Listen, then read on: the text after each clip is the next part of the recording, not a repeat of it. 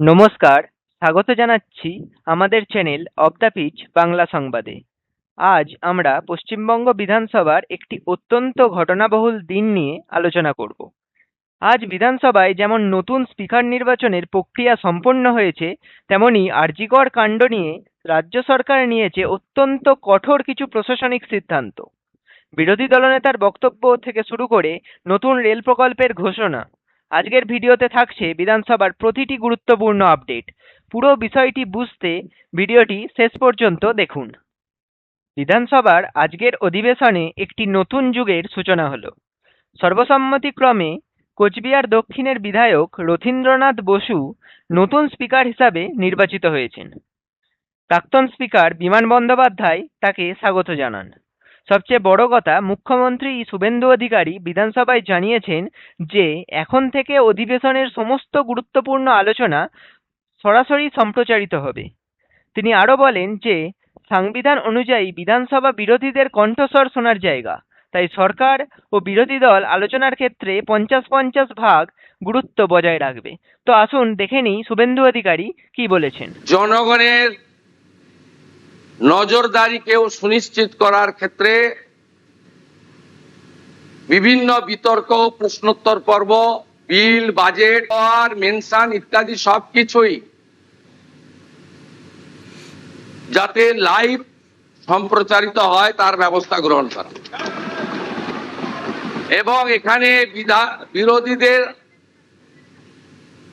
তাদের কার্যপদ্ধতিও জনগণের জানার দরকার রয়েছে। আমরা কনস্ট্রাকটিভ অপোজিশন চাই, কারণ বহুদলীয় গণতন্ত্রে আমাদের সংবিধানে স্বীকৃত। তো আপনারা শুনলেন শুভেন্দু অধিকারী বক্তব্য।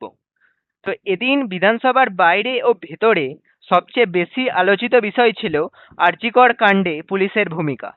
এই মামলায় তদন্তে গাফিলতি ও পরিবারের সাথে আপত্তিকর আচরণের অভিযোগ রাজ্য সরকার বড় সিদ্ধান্ত নিয়েছে। তো তৎকালীন পুলিশ কমিশনার বিনীত গোয়েল, ডিসি সেন্ট্রাল ইন্দিরা মুখোপাধ্যায় এবং ডিসি নর্থ অভিষেক গুপ্তাকে সাসপেন্ড করা হয়েছে। মুখ্যমন্ত্রী স্পষ্ট করেছেন যে এই ঘটনার সময় পুলিশ কমিশনার বা অন্য আধিকারিকদের সাথে তৎকালীন মুখ্যমন্ত্রী কোনো কথোপকথন বা নির্দেশ ছিল কিনা তা ফোন কল রেকর্ড ও হোয়াটসঅ্যাপ চ্যাট খতিয়ে দেখে তদন্ত করা হবে। অভয়ার পরিবারকে ঘুষ দেওয়ার অভিযোগটিও বিভাগীয় তদন্তের আওতায় আনা হয়েছে। রাজনৈতিক বিতর্কের পাশাপাশি উন্নয়নের খবরও এসেছে। কেন্দ্রীয় রেলমন্ত্রী অশ্বিনী বৈষ্ণব পশ্চিমবঙ্গের জন্য 3টি গুরুত্বপূর্ণ রেল প্রকল্পের অনুমোদন দিয়েছেন। এর মধ্যে রয়েছে new Jalpaiguri to Siliguri double line প্রকল্প এবং সাঁতরাগাছি টু খড়গপুর হয়ে জয়পুর পর্যন্ত নতুন এক্সপ্রেস ট্রেন।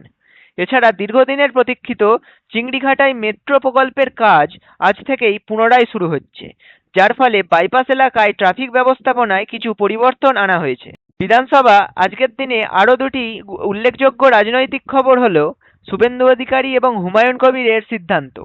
নিয়ম মেনে শুভেন্দু অধিকারী তার নন্দীগ্রাম বিধানসভা আসন থেকে পদত্যাগপত্র জমা দিয়েছেন এবং ভবানীপুর আসনটি রেখেছেন।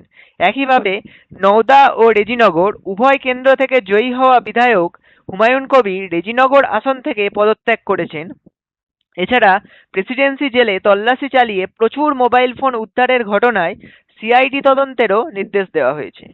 তো আজকের এই ঘটনাবহুল বিধানসভা সেশন নিয়ে আপনাদের মতামত কি? আরজিকর কাণ্ডে 3 আইপিএস অফিসারের সাসপেনশন কি সঠিক পদক্ষেপ?